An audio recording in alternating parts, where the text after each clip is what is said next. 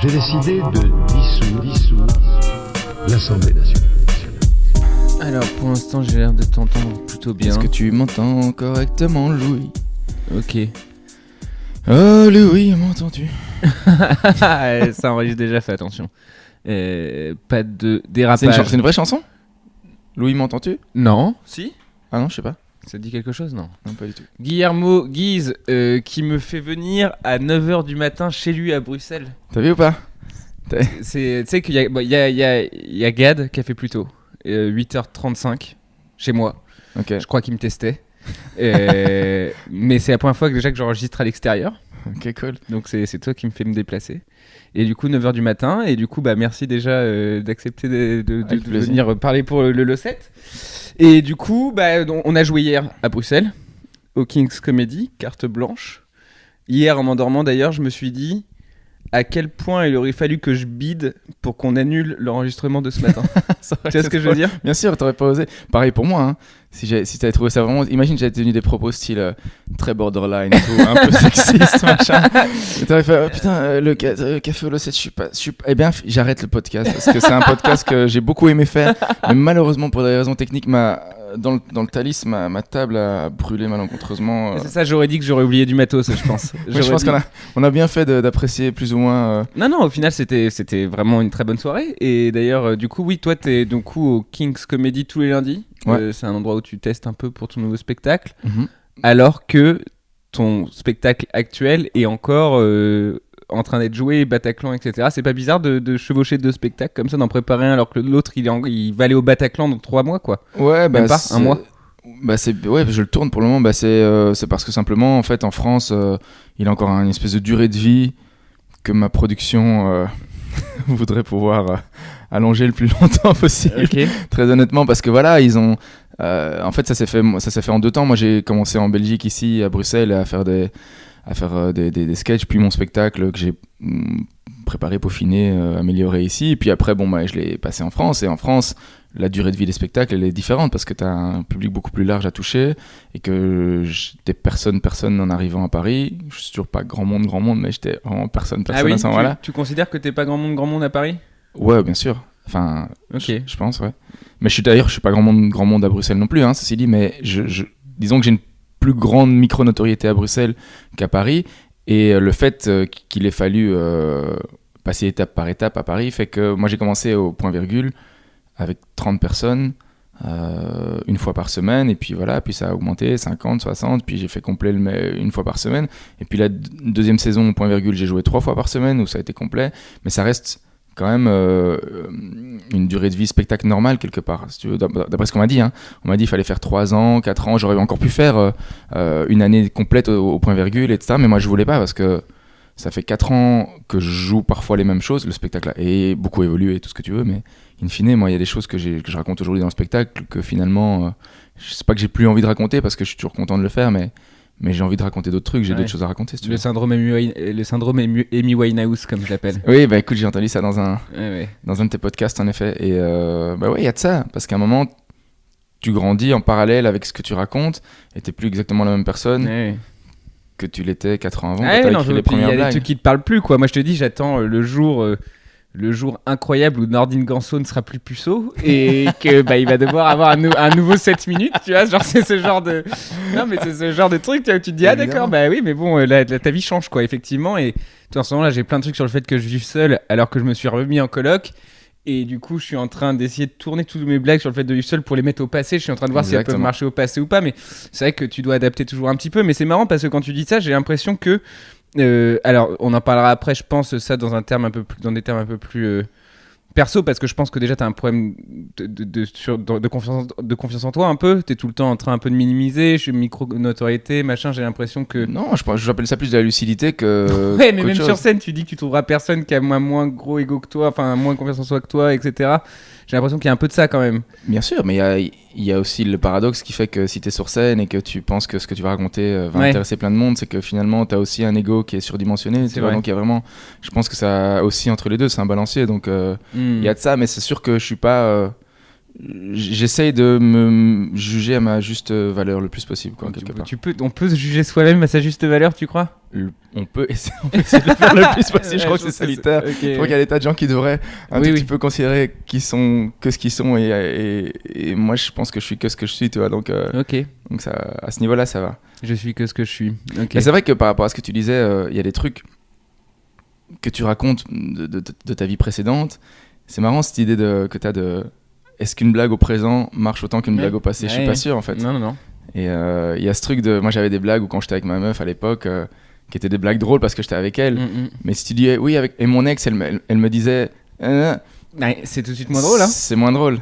Et tu vois dans l'autre sens, j'ai un exemple inverse qui est assez drôle parce que c'est arrivé il y a quelques mois de ça et je crois qu'il a fait plus sur scène et même s'il a fait c'est pas mais Joseph Roussin, il avait une blague il a toujours une blague à mon avis mais qui est les dealers, on en avait parlé ensemble, il disait à la base sur scène, les dealers, c'est les seuls commerçants qui m'insultent et je retourne quand même les voir. Tu vois, genre il dit j'accepterai jamais ça d'une boulangerie, bonjour une baguette, tiens fils de pute, merci à demain. Donc ça c'est sa blague en entier et ça marchait bof. Et je comprenais pas parce que je trouvais ça très très drôle aussi comme toi, tu vois ta réaction. Et je dis essaye de mettre juste la première phrase au passé composé. Et de dire, les dealers, c'est les seuls commerçants qui m'ont déjà insulté et je suis quand même retourné les voir. Et depuis qu'il l'a mis au passé composé, justement, ça rigole plus. D'accord. Parce que je pense que les gens, quand il le dit au présent, ils voient un mec qui se fait peut-être bullied par des dealers. Et s'il le met au passé, en fait, il y a une espèce de distanciation. D'accord. Et du coup, effectivement, le temps, la conjugaison juste utilisée dans une blague, je pense... Pour une ex, quand tu parles de ton ex, il faut parler au présent, mais quand tu parles des dealers, il faut passer au passé. Enfin, il y a vraiment un truc de tâtonnage, juste pour que ça soit bon et que ça soit drôle. Ah quoi, ouais, complètement. Moi, j'avais un truc avec mon ex où je disais, quand j'étais avec elle, je disais, ouais, voilà, on est en train de discuter sur le prénom qu'auront nos enfants, etc. Et je disais, c'est trop mignon parce qu'elle croit qu'on va avoir des enfants ensemble. Tu vois. Et en fait, c'est marrant quand t'es dans le moment, mais si je le fais maintenant au passé, cette blague elle était vraiment marrante, mais elle est obsolète quoi. Tu peux pas dire avec mon ex, elle croyait qu'on allait. Enfin, tu vois, ça va plus. Oui, en effet, vous en aurez pas, tu vois. Il y a de ça. Une information, oui. Et non, mais. Et c'est marrant parce que quand tu dis ça, ce fait de pouvoir changer parfois le temps, la conjugaison du truc, ça se joue parfois des blagues, ça se joue vraiment à rien. Et le fait qu'à Paris, on va en reparler probablement, mais vous puissiez. Jouer régulièrement, faire beaucoup de plateaux, tu peux faire à la limite en disant tu sais quoi, aujourd'hui cette semaine je vais tester 3 fois cette blague au présent et 3 fois cette blague au passé simple. C'est un luxe. Ouais, c'est vrai. C'est un luxe que vous avez qu'on n'utilise pas comme ça assez, malheureusement. Il y en a très peu qui bossent comme ça. Ah ouais, mais ça... Tu vois, Farid, Jason bossent comme ça, il y en a, mais nous quand je nous vois on est plus enfin bon, il y a des tests généraux et tout, mais tester des blagues à ce degré de précision, je suis pas sûr que c'est quoi quand tu vas en plateau, c'est quoi ta philosophie à toi? C'est quoi qu'est-ce que tu y cherches dans les plateaux? Elle change beaucoup. Elle change souvent. Là, pour l'instant, une de mes philosophies depuis la rentrée, on va dire, c'est d'éviter au maximum le pilotage automatique et de sentir d'essayer de connecter en fait avec le public. On parlait hier avec Ino. Ouais.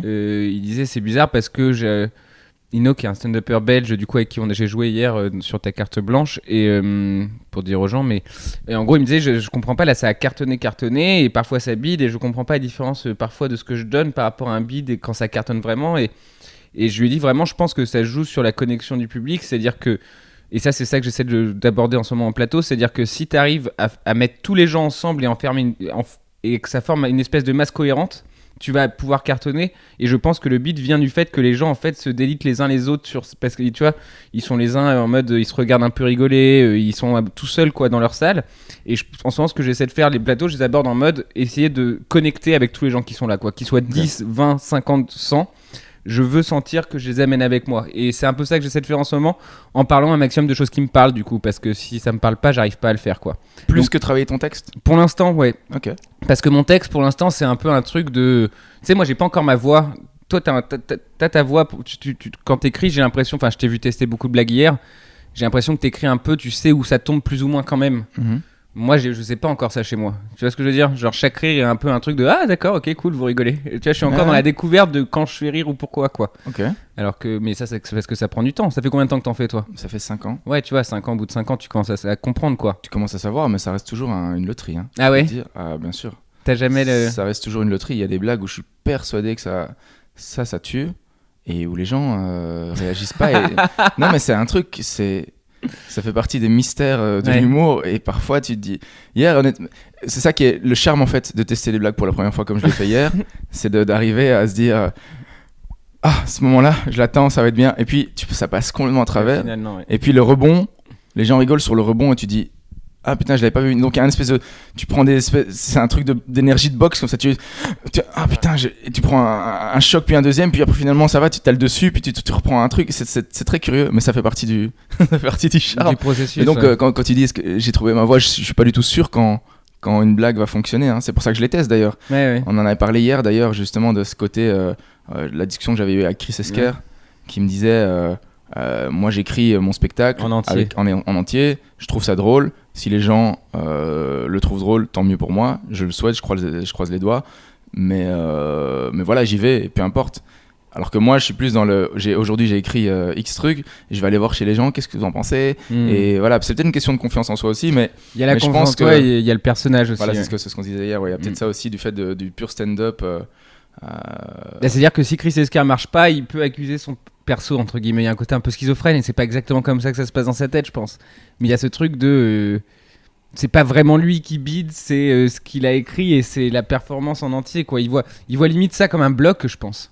Tu vois, genre. Et ça, c'est ce qui nous manque peut-être un peu à nous aussi, de voir nos spectacles. Enfin, nous, je sais. Oui. Mais tu vois, de voir nos spectacles comme un grand tout aussi, parce que c'est un peu le cas aussi de temps en temps, peut-être que. Mais effectivement, ouais, c'est. On est obligé de tester chaque seconde du truc, quoi, pour voir si ça marche ou pas. Mais parce qu'on sait qu'il y a des idées qui sont marrantes, mais c'est pas encore forcément drôle. Oui, mais du coup, un Chris Esquer, je me demande comment ça se fait que lui, il le fait en mode ça y est, ça c'est drôle. Mais voilà, parce que t'as des Gaspard gens qui sont... Proust aussi, par exemple, hein, et ça se rapproche encore plus du stand-up, quoi, et je l'ai jamais vu tester nulle part.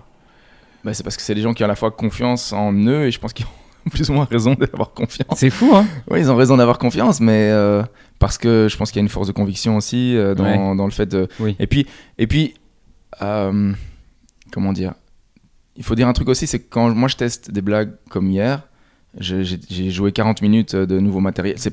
Tout n'est pas nouveau, il y a des choses que j'ai faites déjà 2, 3, 4 fois, il y a des choses que j'ai faites pour la première fois, mais moi j'ai une assez mauvaise mémoire et donc je me rappelle pas toujours de mes blagues, etc. Okay. Et donc forcément, quand tu ne te rappelles pas de ta blague, t'as pas la rythmique de la blague, t'as pas l'incarnation de la blague, parfois t'as juste le texte en fait, et donc ça marche forcément moins bien que si tu l'assumes, tu l'incarnes et tu la joues. Donc il y a parfois un biais aussi par rapport à ça. Est-ce que finalement c'était pas drôle du tout ou est-ce que c'était mal interprété? Ouais, c'est sûr, ouais. Et alors le risque, c'est évidemment de se dire, parce que moi j'enregistre tout, hier j'ai enregistré encore forcément, parce que non seulement... Et tu réécoutes? Ah oui, je réécoute, mais ça parfois c'est... Ça te met, tu vois, un peu la honte, ça te met un peu la gêne parce que tu sais, mais non, mais c'est difficile de se réécouter. Alors autant c'est facile de s'écouter quand t'as fait un carton et c'est génial et tout le monde rigole, et alors tu trouves c'est génial et t'adores t'écouter. Ah ouais, dans ces cas, même dans ces cas-là, je peine moi. Ah ouais? Bah ouais. Moi je trouve ça plutôt cool, t'es là, t'as plutôt une sensation sympa de se dire, putain, je fais rire les gens et tout, mais quand tu te réécoutes et que t'entends les gens qui font et t'entends un parce que tu sais qu'il peut y avoir du bruit, là vraiment il n'y a pas eu de bruit du tout, et que tu te sens pédaler et tout. C'est un moment difficile, mais il faut se forcer à le faire. Alors le risque, c'est ça que je voulais dire, c'est que le risque en fait, c'est de se dire, si cette blague a pas fonctionné, de plus oser la faire en fait. Oui. Et de la dégager et de se dire, bah non, alors la Vox Populi a décidé, j'y vais plus. Et parfois, c'est pas ça qu'il faut faire. Je crois au destin mystique d'une blague. Non, vraiment, dans le sens où... Quelle phrase! Je crois... ouais, parce qu'il y a beaucoup de blagues que j'avais oubliées et qui revivent un an plus tard. Et pourtant, si tu m'écoutais il y a un an, c'était en mode, elle est finie cette blague. Tu vois, elle m'a fait mal une fois d'être trop. Tu vois, genre, j'y ai cru 5 fois et la dernière fois où elle a pas marché, ça m'a fait mal, donc je la fais plus. Et un an plus tard, bam, avec tes nouvelles blagues d'à côté, avec tes nouvelles idées et tout, tu la ressors. Et honnêtement, il y en a plein. Il y en a que je ressors parfois, que j'ai écrites il y a un an, que j'ai testé que 2 fois il y a d'1 an, et qui ressortent maintenant. Et en fait, je pense que si elles ressortent, il y a un espèce quand même de destin d'une blague en mode elle devait ressortir, quoi. J'ai parlé de ça avec Sugar Sammy, je sais pas si tu l'as eu dans le podcast. Bien sûr. Il t'a expliqué que lui, il avait des blagues qu'il gardait dans son téléphone depuis 2013, 2014 et qu'il avait jamais osé faire encore. Un mec avec une expérience aussi grande que lui, et où il se disait, bon, mais voilà, c'est pas encore le bon moment pour cette blague. Elle est pas encore là. C'est rassurant d'entendre ça en même temps. C'est dingue, hein, le mec, il a 20 ans de scène et tout. Il a une assurance qui a pas de nom quand il est, quand il est sur scène. Et pour autant, il y a quand même ce côté. est-ce qu'une blague, elle est prête, elle est pas prête et tout. Moi, je trouve ça quand même assez intéressant. Mais je me demande en fait si c'est parce que moi les trucs qui sont pas prêts, c'est pas forcément que c'est des blagues, justement, c'est parce que c'est des idées qui sont pas encore des blagues souvent. Ouais. Tu vois, et je pense que là, tu vois, je me suis même créé un onglet dans mon application Notes que j'ai écrit livre, en gros, en mode pour m'auto-foutre de ma gueule. C'est-à-dire, c'est mes analyses en mode, bah, si t'écris un bouquin, ça sera bien là-dedans, mais c'est pas une blague, quoi. Genre, va te faire foutre. Et du coup, ouais, c'est vrai que non, c'est compliqué. Et du coup, donc ça fait 5 ans que tu fais ça. Oui. Du coup, tu t'es lancé un peu tard. Oui, bah, bien sûr. À Et 31 ans, ouais. j'ai l'impression que t'as eu, hier je t'entendais un peu parler, t'avais des phrases tu vois, qui venaient mais qui étaient naturelles, mais quand je revenais d'Afrique, c'est le moment où j'avais plus rien, c'est le moment où j'ai essayé de changer de vie, c'est le moment où j'ai l'impression que t'as eu 200 vies en fait avant. C'est un peu, t'as travaillé dans le monde de la nuit aussi, le stand-up ça a été déjà, c'est un truc qui, quand il t'est tombé dessus, c'est un mode ah d'accord, je vais faire ça ma vie maintenant. Ou est-ce que ça a toujours été un peu en toi l'humour et puis t'as juste tenté ça à 31 ans? Bah moi j'ai toujours eu le sens de l'humour si tu veux. Voilà. Mais j'ai jamais été Ok. un bout en train automatique. Ok. Et Il y en a peu finalement dans l'humour des bouts en train automatiques. Ouais, mais il y en a. Tu vois, il y t'as en a. des mecs qui sont, on en a parlé hier, t'as des mecs qui sont systématiquement drôles tout le temps Ouais. et qui ont une vraie drôlerie. T'as des gens qui sont des entertainers partout où ils vont et qui finalement ont utilisé ce talent-là pour arriver sur une scène. Moi, ce qu'il y a, c'est que moi, j'ai toujours eu de l'humour en fonction des circonstances sociales, etc. Avec les gens avec qui j'étais. Parfois, je peux être le type le plus discret d'une table et pas parler. Ou parfois, je suis bloqué parce que je suis impressionné par quelqu'un. Ou tu vois, il y a des choses. Mais bon, il y a des moments où si je me sens en confiance avec des gens, je peux être drôle dans une soirée, on va dire. En fonction des circonstances sociales, ça ferait un bon titre de spectacle. J'aime beaucoup. Non, mais j'aime mais beaucoup. C'est vrai, c'est bien. tu t'adaptes tout le temps. C'est chaque T'as fois un raison. jeu de pouvoir aussi entre qui a le pouvoir sur une situation sociale et parfois c'est toi, parfois c'est pas toi. Enfin, il y a plein de moments comme ça dans une vie. Tu ramènes ça au pouvoir, c'est drôle. Ok. Je pense qu'il y a de ça, oui, Ouais, bien ouais, sûr. c'est drôle. C'est des liens de domination. Je pense qu'on est des animaux et il y a de ça. Parfois, tu as des gens qui intellectuellement ou sur le plan de la drôlerie ou sur le plan te dominent et donc où tu te mets plus en retrait, etc. Il y a plein de choses comme ça. Mais du coup, bon, j'avais effectivement j'ai toujours eu de l'humour et puis j'ai toujours écrit des blagues, fait des blagues. Enfin, pas écrit des blagues, mais j'ai toujours fait des blagues et toujours vu le monde un petit peu à travers du prisme de la rigolade et de la dédramatisation Ok. par le rire, toujours, quelles que soient les circonstances douloureuses que j'ai pu avoir et des trucs comme ça dans ma vie. Et donc, à un moment, je me suis dit, à partir d'un certain seuil d'échec dans ma vie professionnelle et de choses, parce qu'il s'est passé plein de choses dans ma vie, effectivement, comme tu dis. J'ai été journaliste longtemps, j'ai ma carrière de footballeur qui a été avortée aussi, j'ai travaillé dans la nuit, ça s'est mal passé, etc. Et à un moment, il a fallu rebondir et je me suis dit, tant qu'à faire des statuts Facebook rigolos, des petites chroniques pour mon journal en mode rigolo, pourquoi pas essayer finalement d'en faire un métier? Qu'est-ce que j'ai à perdre en fait? Ouais. Et au moment où je me suis lancé dans le stand-up, j'avais rien à perdre. Ah, Vraiment d'accord. rien. Donc j'étais vraiment à la rue, littéralement. Ok. Je dormais pas dans la rue, mais je dormais chez des amis, etc. Parce que j'avais vraiment tout perdu dans le monde de la nuit, Ok. avec les boîtes de nuit que j'avais géré, co-géré en tout cas. J'avais plus de meufs, j'avais plus de bagnole, j'avais plus de travail, j'avais rien. Et donc je m'étais dit à ce moment-là, soit maintenant je prends ma vie en main et je fais quelque chose qui me plaît et où j'essaye d'aller chercher quelque chose que j'ai envie d'avoir et qui me semble loin, mais si je le fais pas moi, personne le fera à ma place. Ou soit je me laisse vivre et puis on verra bien. Donc finalement j'ai fait ça, j'ai pris mes couilles en main, je suis monté sur une scène ouverte, ce qui a été un moment, forcément, j'imagine que la première scène que tu as faite, c'est aussi... Oui, c'était dur. Mais C'est tu dur. racontes. Oui, mais moi je l'ai faite dans un état d'esprit plus chill que ça. Tu racontes quoi sur ta première scène ouverte? Tu racontes les échecs passés? Non, pourquoi tu pas du montes tout. sur scène Je raconte. Non, pas du tout. Je commence à écrire des textes. À ce moment-là, je sais pas si tu connais Dan Gagnon, Si, ouais. qui est un humoriste québécois. Me dit vas-y, monte sur scène. Moi, je me dis oui, c'est ça, je vais le faire. etc. Peut-être. Mais j'avais écrit des trucs dans mon coin en me disant peut-être qu'un jour, en me disant peut-être pas. Finalement, à ce moment-là, je suis en rupture. Je souffre le martyre amoureusement. J'en peux plus. Tu vois, je suis vraiment au bout de ma vie. Et je me dis, j'ai cette réflexion. Je me dis si je vais sur scène, le stress et la tension va être tel que ça va me sortir au moins pendant 5-6 minutes de ma rupture, si tu veux. Et donc, et je fais ça. Et donc, je vais sur scène. Et effectivement, quand tu es sur scène la première fois, tu es tellement tendu, tu bafouilles. J'avais mes feuilles à côté de moi et je fais un sketch sur le cul pour changer. Enfin, ce qui est un peu ce qui détermine un petit peu, je pense, la tonalité de ce que je fais en général. Donc, je fais un sketch sur le cul Et voilà, ça prend plutôt pas mal. Et là, je me dis, putain. Ah, première bonne scène. Tu fais partie des gens qui ont fait une première bonne Ouais. scène. Ok. Et moi, c'est vraiment après que j'ai commencé à prendre des bides. En fait. Oui, oui, après, oui, il y a deux écoles. Après la deuxième, troisième, quatrième scène, Mhm. j'ai commencé à prendre des bides. Mais les premières sont vachement bien passées. Ok. Et donc, ouais, voilà, il a fallu. Moi, j'ai cette espèce de vieille phrase de Père Castor quand je rencontre des gens qui me demandent j'ai envie de faire de l'humour, est-ce que je le ferai pas, ou des gens qui me demandent j'ai envie de me lancer dans tel business, etc. J'ai une phrase de Père Castor qui dit qu'en fait, dans la vie, déjà ta vie t'en as qu'une, mais en plus, il y a personne qui t'attend en fait. Ouais, Moi, je pense que personne t'attend. Ce que tu veux, t'es obligé d'aller le chercher toi-même comme un grand. Et il n'y a pas d'autre choix, malheureusement. Et donc, à un moment, il faut bouger, quoi. Il faut se bouger soi-même parce qu'après, il est trop tard et tu te dis, ah, putain, je l'ai pas fait. Et là, je l'ai fait. Il s'avère que ça a plutôt pris, que je peux en vivre aujourd'hui, mais c'était pas du tout gagné à l'avance. Hein. Non, c'était pas gagné à l'avance. C'est jamais gagné à l'avance, à mon avis. Mais et d'ailleurs, à quel moment tu t'es dit, ah d'accord, là, j'ai trouvé une voie qui m'a sauvé, entre guillemets. Ça a mis combien de temps pour te dire, ah d'accord, donc après tous ces échecs que tu m'as énumérés avant.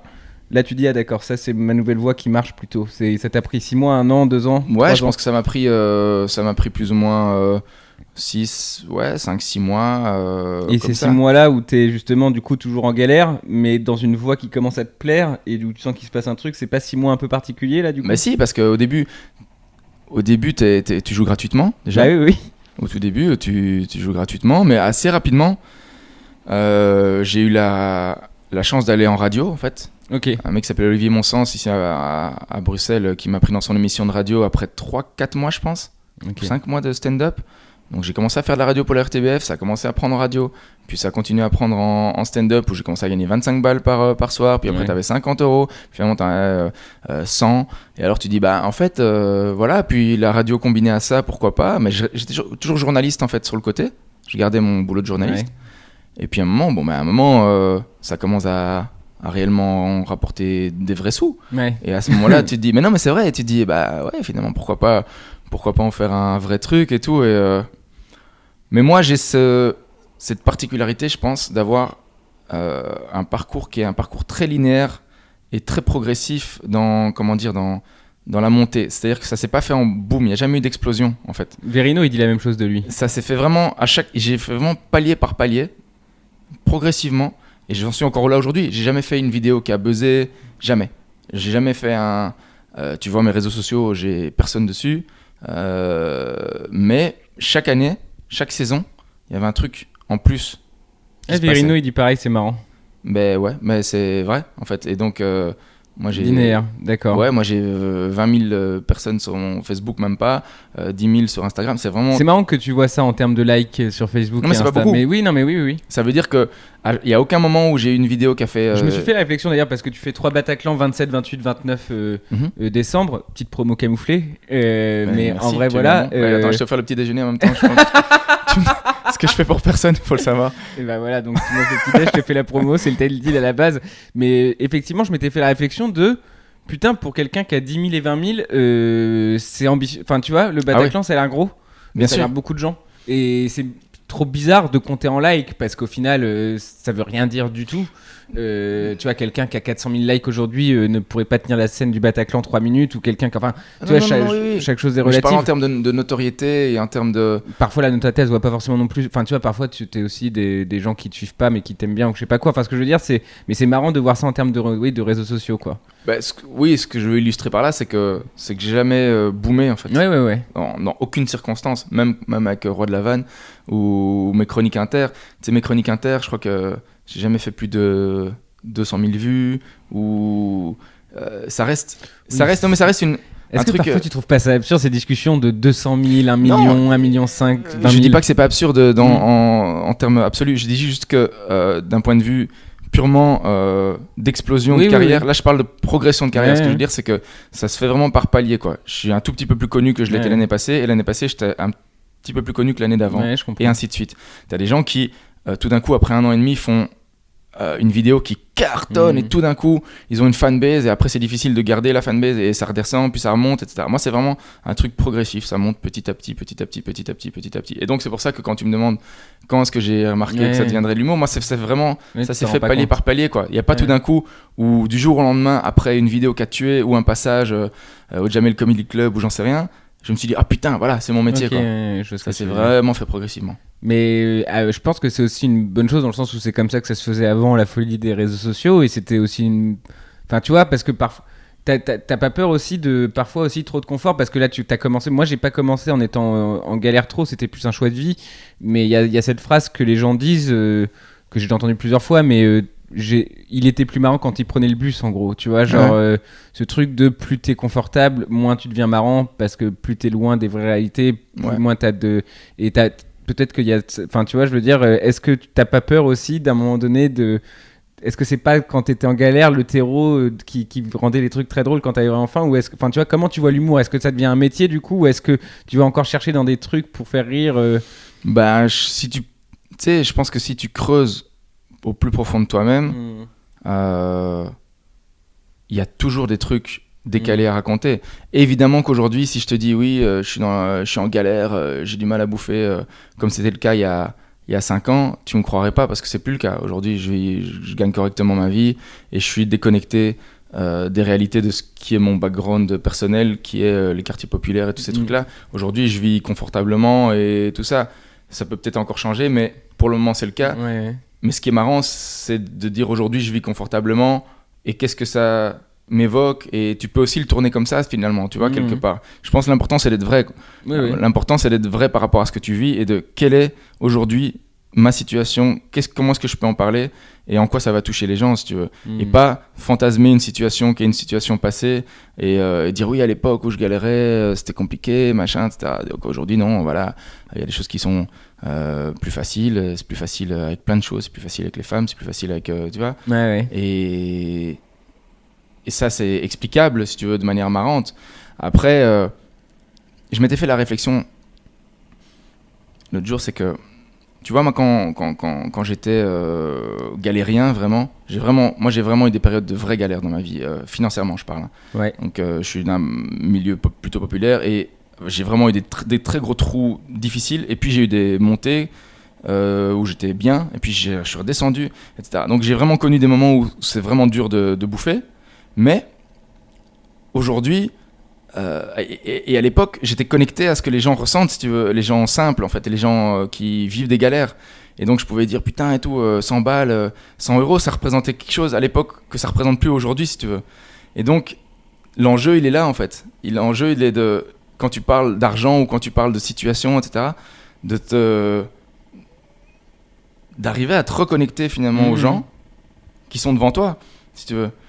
Moi, quand j'étais journaliste, je vais te faire une anecdote. Quand j'étais journaliste, le premier papier qui m'a vraiment fait connaître dans le journal Le Soir, qui est un gros journal ici en Belgique, c'était un papier que j'avais fait sur un adjoint au maire, on va dire, à Anderlecht, ma ville, ma commune d'origine, où j'avais fait une espèce d'enquête, où j'avais cherché plein de trucs débusqués, des infos, etc. Et il y avait notamment parmi celles-là un truc qui était... il avait pris un hôtel à 125 € aux frais aux frais. Et pour moi, à l'époque, je te parle de ça il y a 10 ans, prendre un hôtel à 125 €, c'était inimaginable, c'était un scandale. Ouais, je comprends. C'est drôle. 10 ans plus tard, t'es à Paris, ton hôtel il coûte 180 €, quel que soit le truc miteux dans lequel tu te trouves, si tu veux. Et donc... Mais à l'époque, ça venait vraiment de là, ta exactement. colère. Ouais, c'est drôle. Et je pense que ça, c'est transposable à l'humour, en fait. T'as des situations où ton décalage à toi, ce sera pas du tout le décalage des gens, et inversement. Donc il faut trouver l'ajustement là et essayer d'être le plus proche de ce que tu ressens maintenant et d'essayer de le compter de la meilleure manière possible, quoi. Parce que, c'est hyper intéressant parce que tu racontes ce truc de montagne russe un petit peu. Ça vient aussi d'un côté de toi qui refuses de te créer un matelas de confortabilité, ou en étant un peu aventurier peut-être et en voulant changer de vie souvent, ou ça vient du fait que réellement parce que par exemple quand on entend monde de la nuit, journaliste, footballeur et stand-upper, il n'y a pas un métier entre guillemets, à part journaliste peut-être au début, mais qui est conventionnel entre guillemets, donc on a un peu l'impression que tu cherches entre guillemets que tu cherches la merde, quoi, en allant vers ces métiers là. Tu vois ce que je veux dire? Non mais tu vois, c'est mal dit. Ouais. On a l'impression que tu cherches les endroits où potentiellement ça va peut-être mal se passer, quoi. Non mais tu sais que mon père il m'appelait, on a tout essayé, quoi, en fait. Je crois que mon père il a jamais su, en fait. Mon père est mort avant que je fasse du stand-up, si tu veux.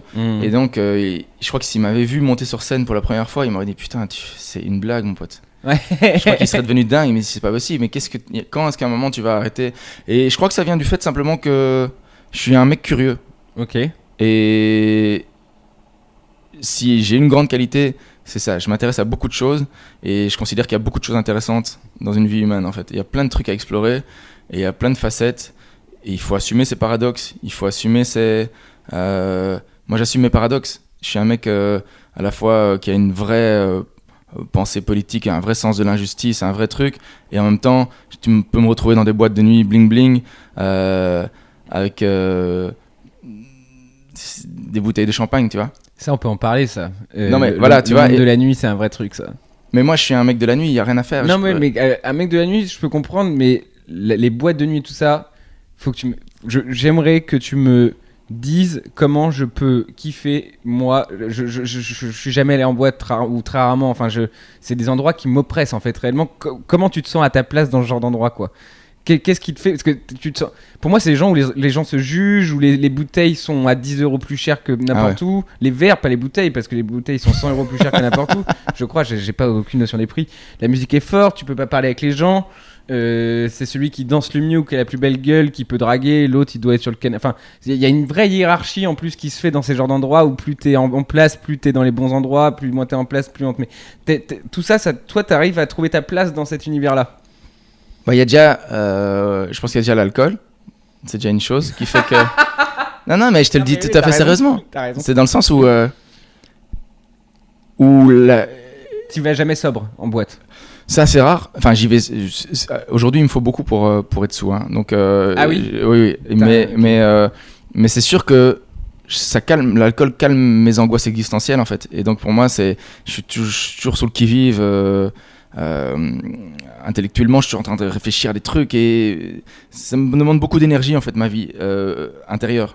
Ouais, Tu veux. je comprends. Et donc, quand je peux picoler un peu, écouter de la musique forte, il y a ce côté, Ouais. je peux souffler en fait. Non, mais Je peux l'alcool, souffler. c'est ton vice, quoi. C'est mon vice parce que ça me Chacun permet a besoin d'un vice, j'en suis Ouais, sûr. à clairement, 100%. mais moi c'est clairement ça parce que ça me permet voilà, de souffler en fait et de me calmer Mhm. et puis de pouvoir kiffer la vie de manière un peu plus insouciante. Tu la en fait. kiffes à ce moment-là. Quand tu peux pas être plus heureux que moi quand j'ai bu 4 vodka.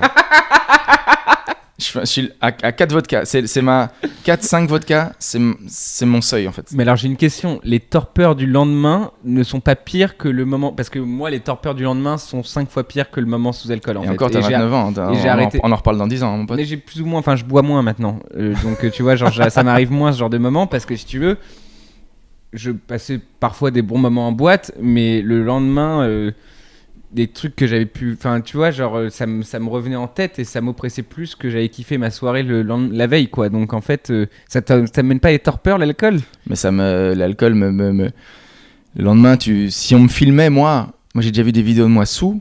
Ouais.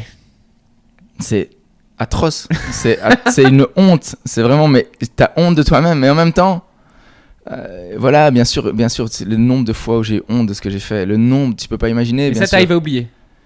Ben, c'est pas ça, c'est que la vie continue, on oublie tout. Hein. Franchement, Ah, si on était tout. Non, mais vraiment, hein, tu sais que quelles que soient les plus grosses hontes que tu puisses avoir, les moments de tristesse, machin, tout passe en fait. Hein. Et quel que soit, il y a pas de raison qu'en fait les moments où t'as été ridicule en boîte passent moins que d'autres moments en fait. Tu peux te choper un surnom quand même. tu peux te choper un surnom. Tu peux te choper un surnom. Et tu en après, as c'est fini quoi. Tu en Non, as non, non, non. Non, mais tu peux quoi. Non, mais ouais, mais voilà, mais il y a ce truc là et puis ouais, en fait, ce que tu dis par rapport à la boîte et aux hiérarchies et tout, c'est à la fois vrai et à la fois pas vrai. C'est-à-dire que moi, je considère que dans le monde de la nuit, il y a aussi une espèce de redistribution des rôles qui se fait en fonction de qui a la confiance, qui a la tchatch, qui a de la gueule, tu vois. Et c'est pas forcément toujours lié à la classe sociale ou lié aux vêtements que tu portes, etc. C'est parfois lié à plein de trucs. Il y a plein de choses différentes en fait qui fait. Tu te racontes un petit peu en disant ça, j'ai l'impression aussi. Que t'as été une personne un peu en galère et tout, et qui dans la nuit s'est retrouvé avec grand, plutôt musclé, belle gueule, etc., qui s'est retrouvé dans un milieu où justement peut-être que t'as pu. Mais c'est ça être la quelqu'un deuxième d'autre. chose. La deuxième chose que je voulais Oui, pardon. évoquer par rapport à ça, c'est justement que moi j'ai mon vice, enfin pas mon vice, mais qui est mon moteur dans la vie, qui est les femmes, quoi. Ok. Et ça a toujours été ça, de manière. C'est ton moteur. Ça a toujours été mon moteur dans la vie. Et c'est des trucs que je raconte parfois sur scène aussi, sur le fait, à mon corps défendant, hein, très honnêtement, je je préfère être apaisé par rapport à ça, mais je sens que je le suis pas. Et c'est bien triste. Mais c'est comme Pourquoi ça. c'est triste?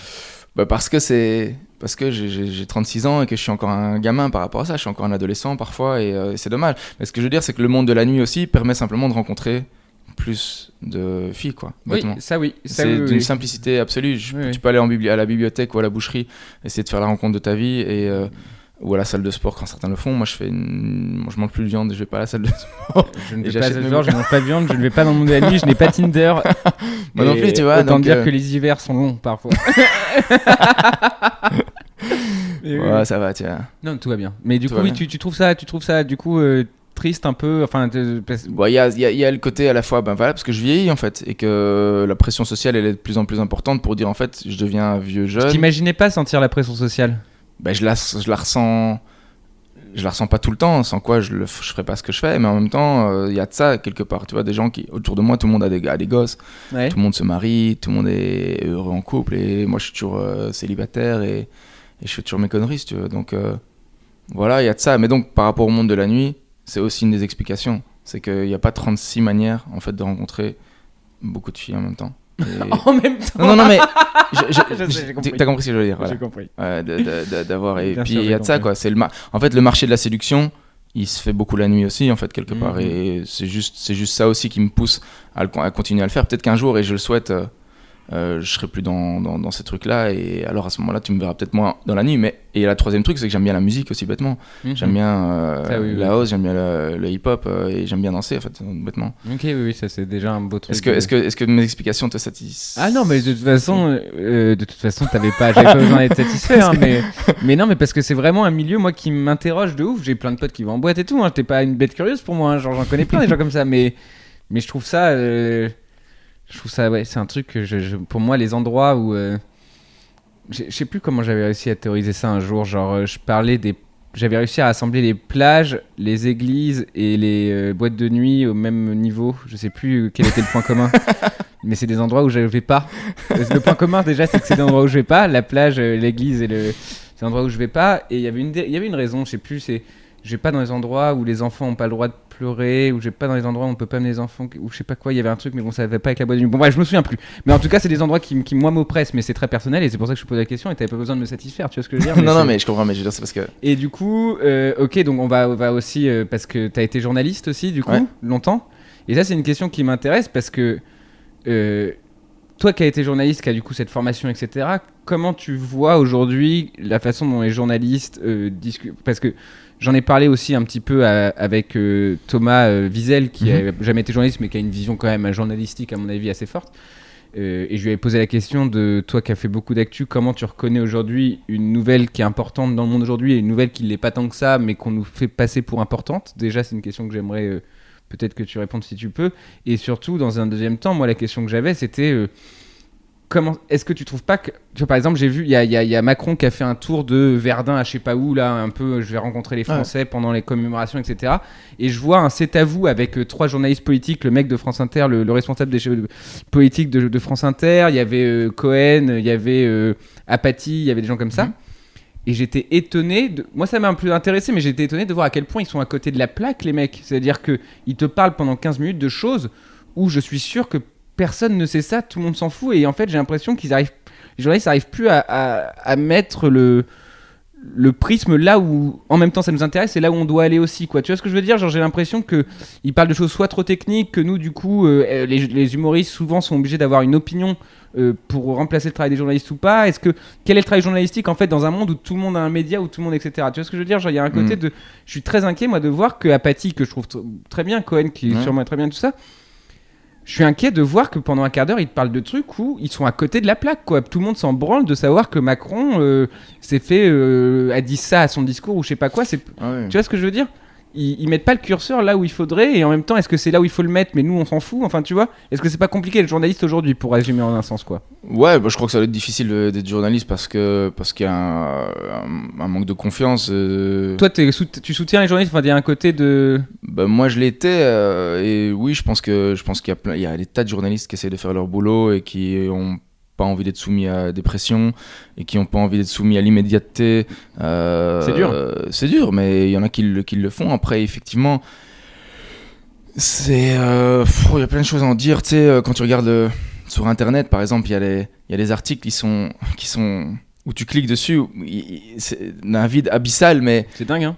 mais vraiment, c'est des trucs où il y a pas, à la fois il y a pas d'information et c'est parfois genre, je sais pas moi, un tel a changé de couturier par exemple. Et tu dis, il s'habille plus en lancelle, qu'est-ce qui se passe? Et alors tu dis, mais voilà, t'as cliqué dessus en fait, et puis parfois tu cliques dessus parce que tu penses qu'il va y avoir une information intéressante, il y a rien du tout.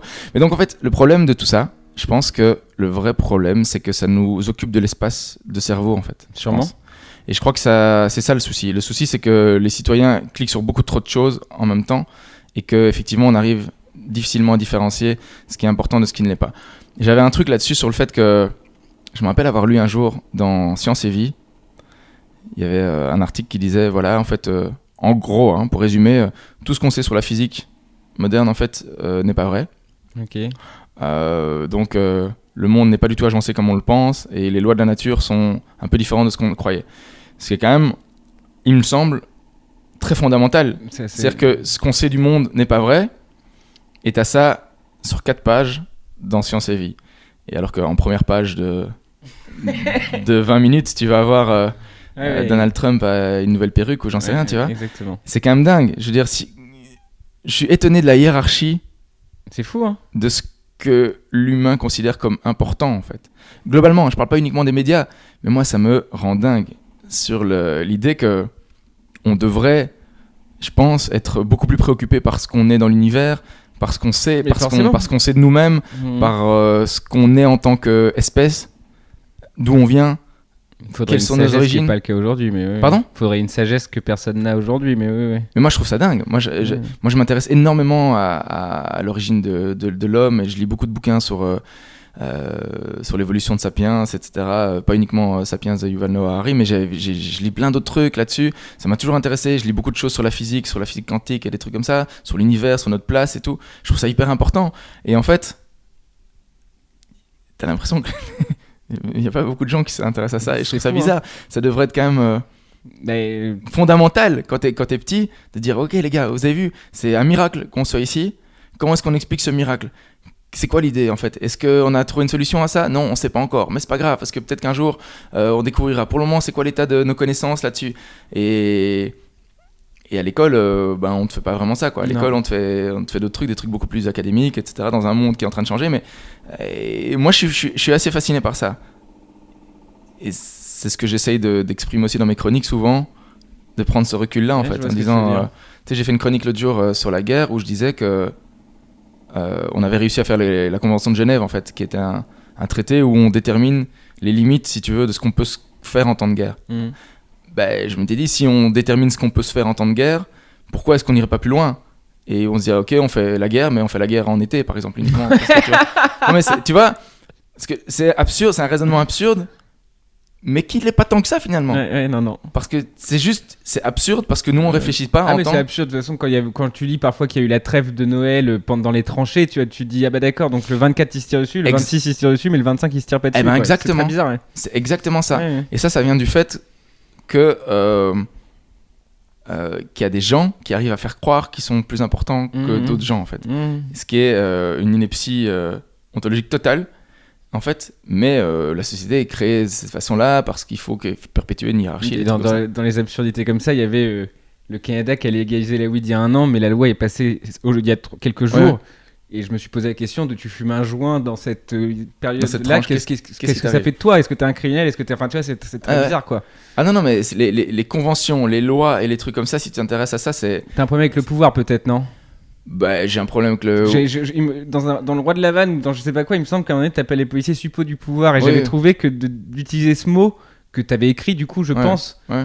Ça me montre quelque chose de toi d'utiliser ce mot pour parler d'un policier. J'aurais jamais pensé à écrire ce mot en parlant de moi dans ma bouche, tu vois. Donc si tu non mais tu vois, je parle personnellement, mais si tu le dis, c'est qu'il y a un côté engagé quand même, tu vois, le côté pouvoir, tout ça, ça doit t'oppresser. Ouais, mais à fond, parce que c'est d'ailleurs pour ça que moi j'étais un piètre patron de boîte de nuit, quoi. Ok. C'est-à-dire que j'étais au niveau, j'imaginais pas appliquer sur des gens ce que moi j'aurais pas aimé qu'on Du coup, qu'on t'avais me une fasse. grand Mais mec, quoi. Du coup, Allez, rentrez tous, les gars. voilà, c'est ça. Mais moi, je suis c'est ça. Alors que mon pote, il était beaucoup plus Ouais. patron de droite, et moi, j'étais là, mais enfin, tu comprends, il faut comprendre, il faut besoin de repos. Enfin, bon, bref, j'étais pas du tout crédible Ok. en manager. Mais c'est vrai que j'ai un truc avec le pouvoir. Mais bon, derrière, pour revenir à ce qu'on se disait, c'est Oui. sûr que je pense que clairement, on a un problème de priorité.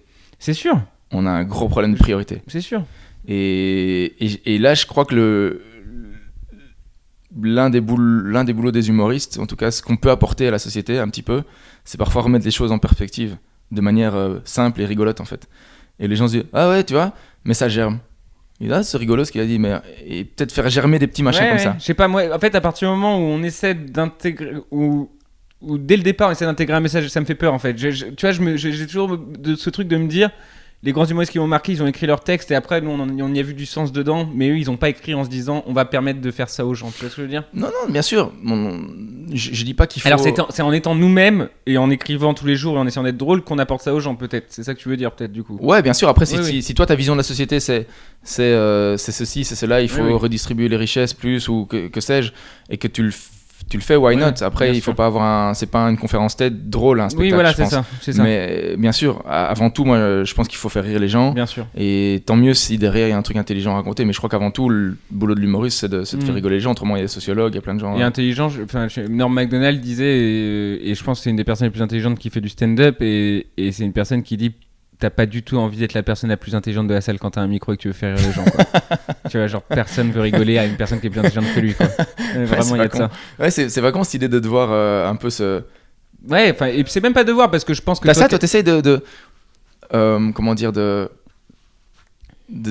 comment dire, de te mettre au niveau justement des préoccupations, pas te mettre au niveau des gens intellectuels, c'est pas du tout ça que je veux dire, mais de dire je suis plus misérable que vous et on va rigoler avec ça. Est-ce que t'as ça dans J'essaye de ta pas être démarche? trop dans l'auto-d'évaluation, pas trop, même si c'est une façon assez facile et cool de faire rire, mais j'essaie de pas trop être dedans. Après, non, moi, je sais pas si j'essaye de me mettre au niveau des préoccupations et tout. Non, j'essaye vraiment d'être au plus proche de moi, et si je suis plus proche de moi, je pense que je ressemblerai aux gens d'une façon ou d'une autre, avec cette idée que moi, une des phrases, je sais que je ne sais rien, tu vois, moi c'est une des phrases, enfin tu vois, j'ai pas vraiment d'opinion sur rien, je sais pas grand chose, tout ce que je sais c'est sûrement à remettre en question et c'est sûrement faux au final si tu réfléchis, donc je suis dans l'hyper en fait, comment on pourrait dire ça, mais Doute permanent. ouais, mais le doute, tu vois, genre c'est, je sais plus, je crois que c'est Nietzsche qui avait écrit ça, de c'est pas les certitudes qui rendent fou, c'est pas les doutes qui rendent fou, c'est les certitudes, quoi, et moi j'en suis assez persuadé, Ouais, complètement. Et du coup, en fait, en doutant, c'est pas une question de se mettre au niveau, mais ça me met au niveau de je sais pas quoi, mais en tout cas, ça me met au niveau des gens qui n'ont pas de certitude. Bien sûr. Tout ce que je peux penser, c'est à remettre en question. Donc à partir de là, je pense que tu peux pas être un connard si tu penses comme ça. Après, tu peux être un connard pour plein d'autres raisons, mais ça, je trouve ça très salutaire comme démarche. Sache-le, Louis. Non, mais tu vois, il y a ce truc de... tu vois, moi ça je l'avais cité, je vais pas faire trop de name dropping de citations, mais celle-ci je trouve que c'est une des citations les plus actuelles et qui me fait le plus rire, et c'est Platon qui a écrit ça, donc il y a très longtemps, quoi, et qui dit les opinions c'est juste un stade intermédiaire entre la connaissance et l'ignorance, et je trouve qu'il faudrait dire ça à beaucoup de gens aujourd'hui, quoi. C'est en mode oui mais c'est mon opinion, oui mais ça veut dire que tu sais pas vraiment, donc ferme ta gueule, quoi, genre, bien sûr. Moi j'ai écrit plein de trucs là-dessus, j'ai fait des chroniques entières là-dessus j'ai écrit des chroniques sur je comprends pas comment les gens ont autant d'avis tranchés, en fait. C'est ouf. Ça me surprend vraiment. C'est ouf. Comment font les gens pour avoir des avis tranchés? Et d'y mettre de l'énergie, tu sens moi, que ça les tient à cœur, quoi. Mais d'où Complètement. Moi, tu sais, j'ai de mes années universitaires, ouais. J'ai fait Sciences Po ici. J'ai eu un cours qui m'a vraiment marqué, qui était critique historique, je pense. Ouais. Curieusement, c'est vraiment le cours qui m'est resté et où tu remettais en question, tu doutais des choses, tu essayais de vérifier tes sources, etc. Et donc, moi, j'ai toujours eu un côté, je ne parle pas si j'ai pas de source fiable, si tu veux, quelque part. C'est le côté journaliste aussi, en fait, qui revient. Bien sûr.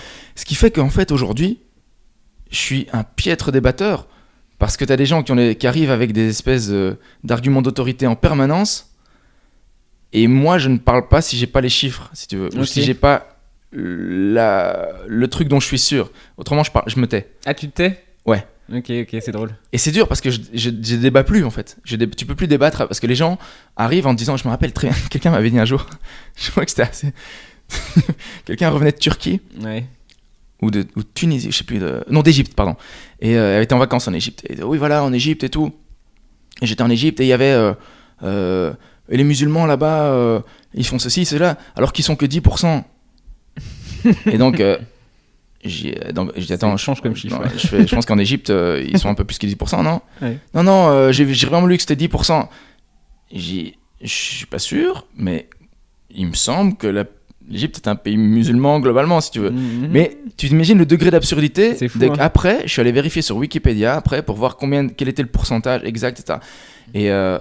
Et moi, j'ai ce côté-là. Donc, c'est très difficile aujourd'hui pour moi à la fois de débattre, mais aussi d'avoir des opinions tranchées dans les sûr. chroniques. J'ai un pote qui m'a dit l'autre jour, ça m'a assez marqué, il m'a dit, ouais, voilà, autant j'aime bien ce que tu fais sur scène et tout, Roi de la Vanne, je trouve ça cool, mais tes chroniques, voilà, je trouve que tu t'es pas assez incisif, t'es pas piquant et globalement t'es consensuel. Et je sais que je suis consensuel, mais je suis pas consensuel parce que j'ai pas de couilles, je suis consensuel parce que j'ai parfois pas d'avis en fait. Mais non, mais il faut arrêter avec ça. Les gens, ils ont des avis. Enfin, et ils disent, ils s'écoutent pas dire n'importe quoi, les gens. C'est ça qui est fou. Non, mais et c'est les gens en général, hein, mais ils s'écoutent pas. Tu vois, moi, l'exemple qui montre ce que c'est que les gens qui débattent aujourd'hui. Et quand tu disais qu'aujourd'hui tu débattais plus, moi non plus, mais ça vient pas du fait que moi je cherche les faits, ça vient du fait que moi avant, en fait, ce que je faisais, c'est que j'arrivais, quand j'entendais un débat, j'arrivais avec une opinion de ce que j'avais écouté dans la dernière vidéo YouTube ou quoi que ce soit, et je faisais exprès, tu vois, pour vous pousser un peu dans les retranchements les gens, et en fait j'en devenais chiant, et les gens finissaient par plus m'aimer, du coup je me suis dit, ok, je vais fermer ma gueule, mais juste vous êtes ridicule. Mais un des trucs qui montre très bien la société comme un débat, je crois que j'en ai déjà parlé dans le podcast peut-être, mais bon, en tout cas ça marche bien ici, mais je parlais avec une pote, une très bonne pote, et on a parlé de médecine un peu et tout, et si tu veux, c'est en une phrase, hein, mais et je lui ai dit, bah écoute, je viens de lire, il y a apparemment il y a le prix Nobel de médecine, je venais de lire ça et j'avais lu l'article, c'était le prix Nobel de médecine qui vient de déclarer que l'homme qui va vivre plus de 150 ans est déjà né apparemment. Et ma pote me répond droit dans les yeux, ah moi je crois pas. Et je dis, ah bah d'accord, bah écoute, tu débattras avec le prix Nobel de médecine, mais Fin de l'histoire. moi je crois pas. Et ça a été une phrase moi qui a résonné en mode je l'ai écrite tout de suite. C'est-à-dire que comment tu peux dire moi je crois pas, je te dis pas que c'est mon avis, je suis en train de citer le prix Nobel de médecine 2017 qui vient d'être déposé, et tu me dis dans les yeux sans même dire ah machin, moi je crois pas. Et ça pour moi c'est complètement le reflet de l'époque. Le reflet de l'époque, ah, quoi. Ouais, Genre je crois, bah d'accord. Toutes les opinions se valent et ouais. Un médecin n'a autant de. Oui, non, c'est très bizarre, ouais. Ah non, complètement. C'est dur de faire son marché. C'est dur de faire son marché aujourd'hui, hein, je trouve, dans ce qui est relevant comme opinion, etc. Puis l'expérience fait que plus on grandit, plus on se rend compte que les choses changent, switch et tout, rien que sur la bouffe par exemple, tu te rends compte, c'est complètement dingue. Aujourd'hui, si tu dois lister les choses, les études sur le lait par exemple, je donne cet exemple-là, c'est out of nowhere, mais il y a X études qui te disent que le lait c'est terrible, etc. parce que c'est pas bon pour les humains, puis d'autres qui disent non, pas du tout, en fait il s'avère que c'est très bon pour les os, etc. Et donc tu pourrais complètement, si t'es un petit peu intéressé par un sujet, tu pourrais complètement de manière rhétorique en débattre avec une opinion positive, une opinion négative. Il y a tellement de choses qui circulent, tellement d'informations qui circulent, on est tellement justement peu sujet aux certitudes que je comprends pas. Et en fait, et ça c'est intéressant parfois, c'est de se dire que il y a tellement d'opinions qui circulent sur tellement de sujets que sur certains sujets, en fait, j'ai l'impression que c'est plus des croyances préalables qui font que tu vas aller chercher les arguments qui vont être pour ta croyance préalable. Sûr, c'est toujours comme ça. Mais c'est pas toujours comme ça, mais je pense que, tu vois, par exemple... on parlait des journalistes, les journalistes, quand ils arrivent avec une liste de questions, ils ont quasiment les réponses écrites à côté, quoi. Ils vont chercher ce qu'ils ont envie d'écouter, quoi. Genre, et c'est toujours le cas, quoi, je pense, quand même. Tu vas toujours chercher le chiffre qui t'arrange, tu peux tordre les chiffres dans tous les sens, enfin... Oui, mais c'est ça, mais je crois que les croyances, elles sont initiales, si tu veux. C'est en toi, ouais. C'est en toi, je pense que t'as des attitudes, t'as des croyances, et puis après, derrière, construis ton opinion argumentée en public avec tel ou tel truc. Mais c'est pour ça que l'humour est un super outil pour justement casser ce genre de truc, quoi. Ah ouais, complètement, mais... C'est peut-être ça qu'on peut faire en fait, c'est au lieu d'asséner plus de certitude, asséner plus de doute en fait. Bien sûr. Norm Macdonald, encore une fois, et j'arrête de le citer, je crois qu'on en a parlé juste avant, j'en ai pas parlé dans le podcast peut-être, mais qui disait, genre moi je sais que je ne sais, enfin voilà, il parle du fait qu'il a aucune certitude et tout, et il dit personne ne sait rien, et il dit ça se trouve dans 30 ans on dira putain on a bien fait de détruire toutes ces forêts parce qu'en fait c'était là-bas qu'il y avait toutes les maladies, tu vois. Et il dit si on me dit ça on fera quoi à ce moment-là? Non mais tu vois, et il dit, on sait pas. Bien sûr. Alors bon.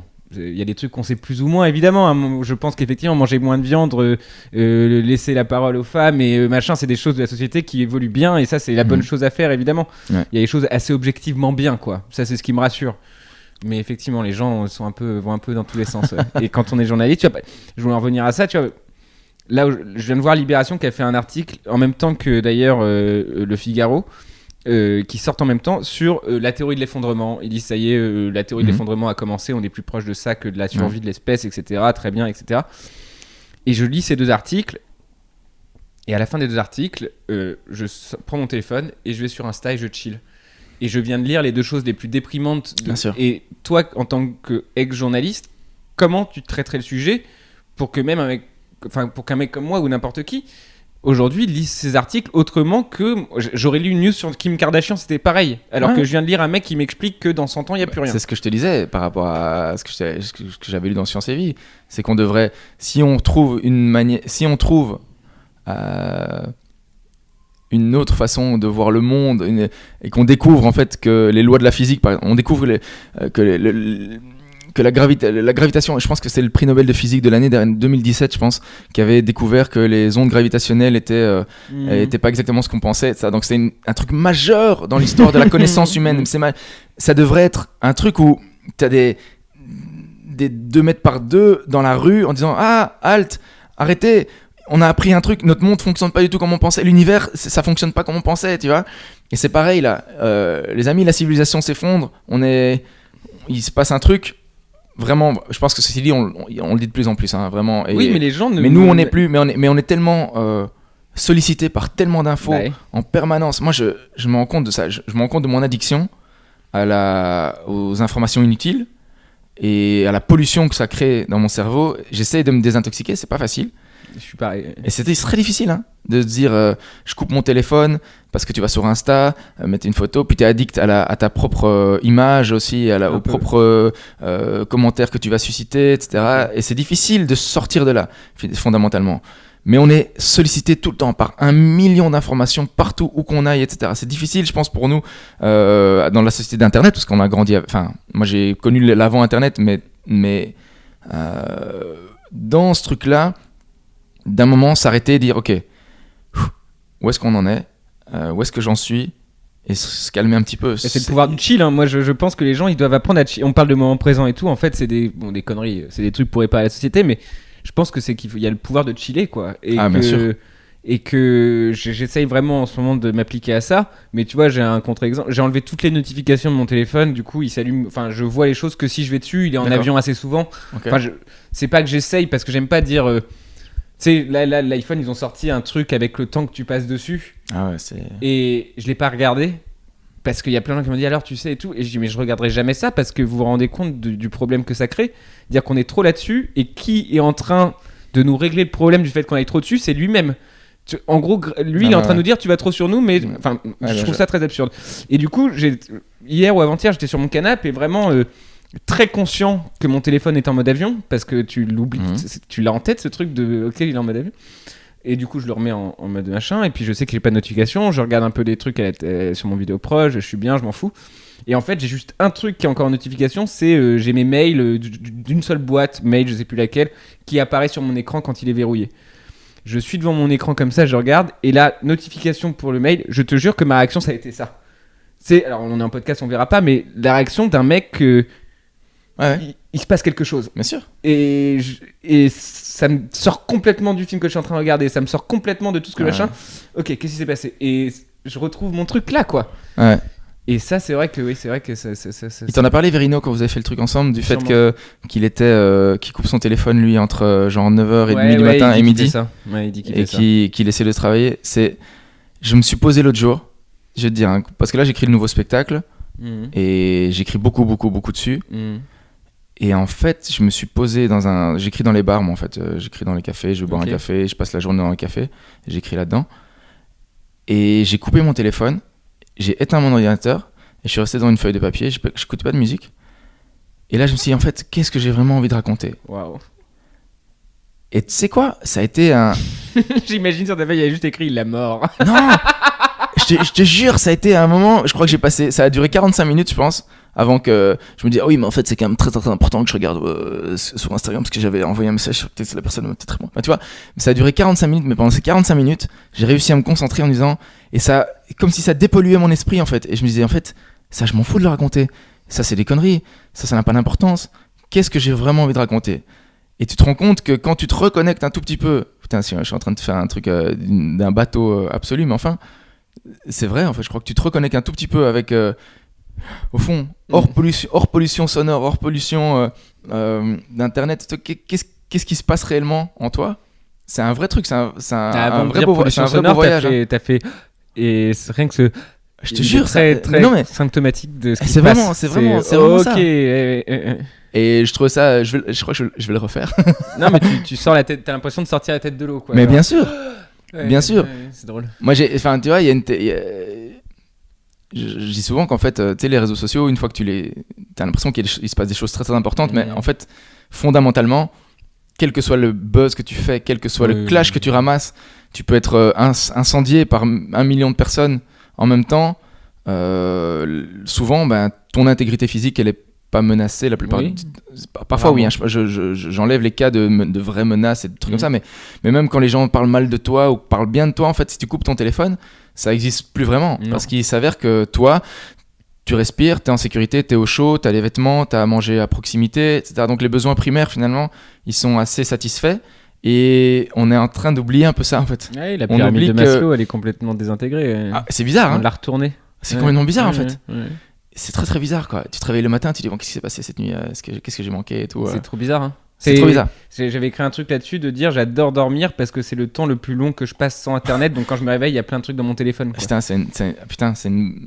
J'aurais bien aimé l'avoir imaginé ça. Mais c'est vraiment ça, quoi. En plus j'ai l'impression que vraiment le sommeil maintenant c'est devenu un plaisir de cool, quand j'ai me réveillé j'aurais plein de nouveaux trucs à voir, quoi. Genre vraiment. Mais moi je me faisais la réflexion l'autre jour, je me disais le nombre de temps que j'ai passé dans ma vie sur Facebook que j'aurais pu passer, parce que j'aime bien lire en plus, j'adore lire, il y a beaucoup de bouquins ici, et au-delà de ça je suis quelqu'un qui a une très mauvaise mémoire.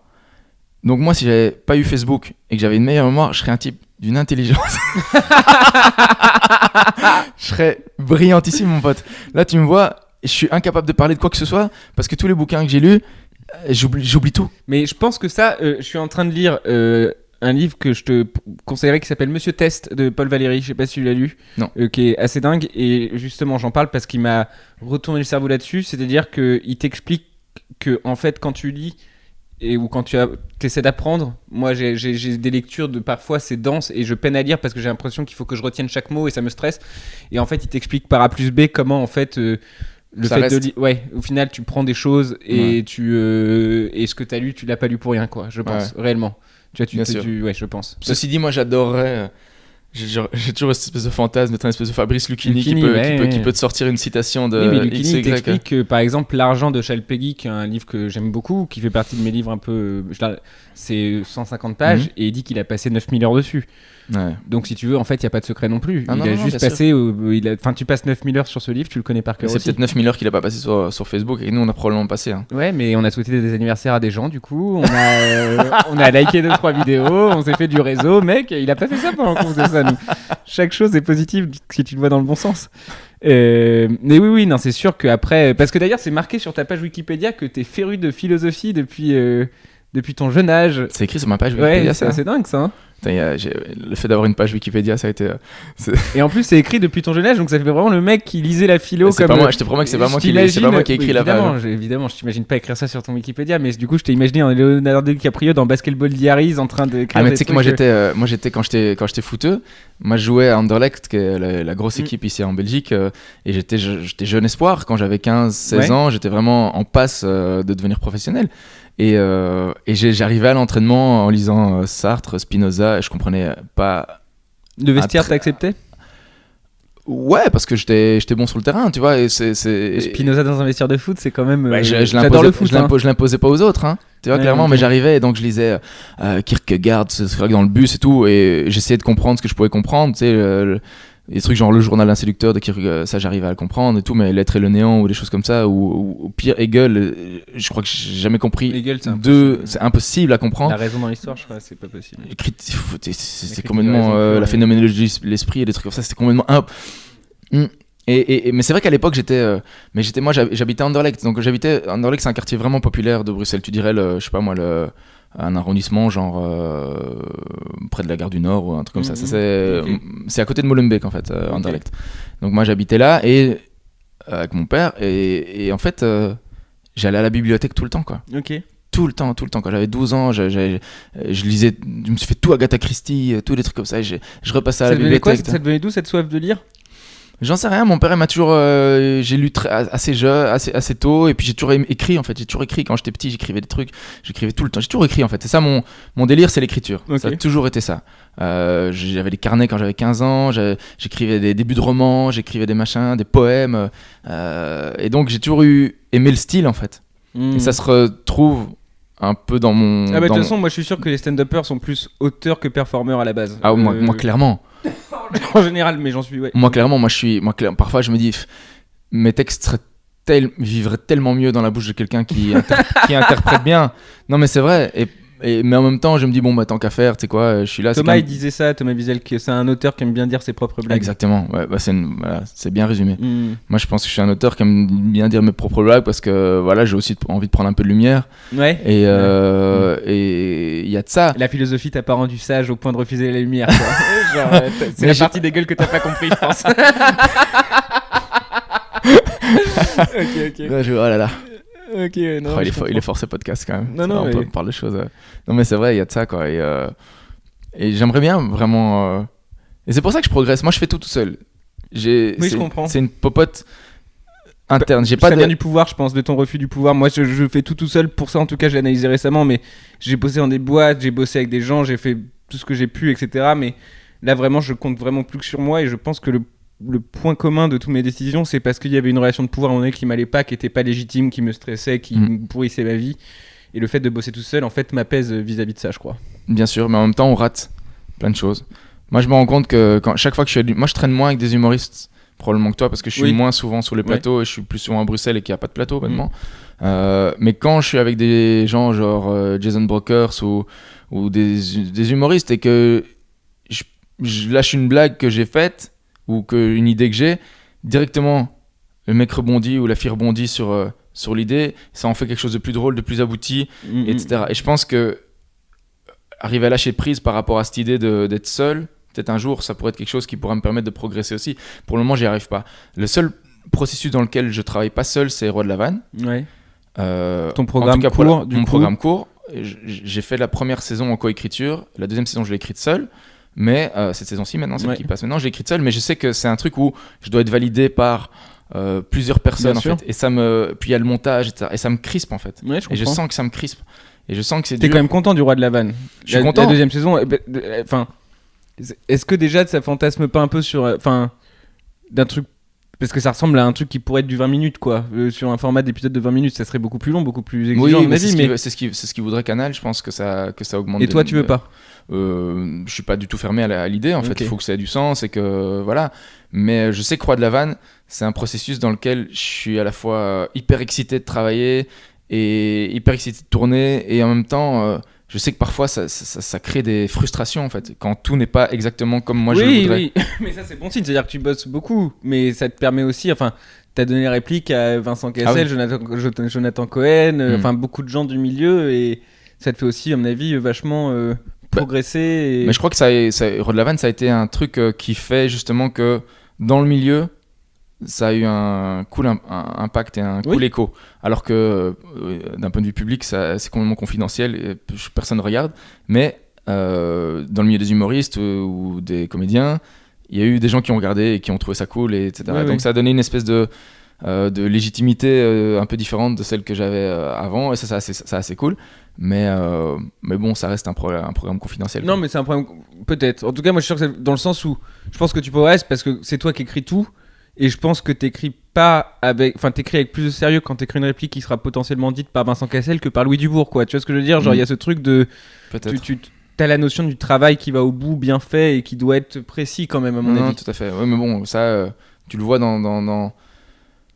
Moi, c'est la langue, c'est important, quoi. Faire des blagues, la rythmique des blagues et tout ça, c'est vraiment c'est mon seul peut-être truc en fait, c'est peut-être ma différence ou en tout cas ma particularité, c'est d'avoir envie d'écrire là-dessus, et c'est pour ça que parfois je suis frustré quand je me rappelle pas de mes blagues en fait. Ouais, je comprends. Et que j'arrive pas à les dire, parce que le problème de mes blagues c'est que s'il y a 2 mots qui changent, c'est plus une blague, c'est une information, et que c'est plus drôle.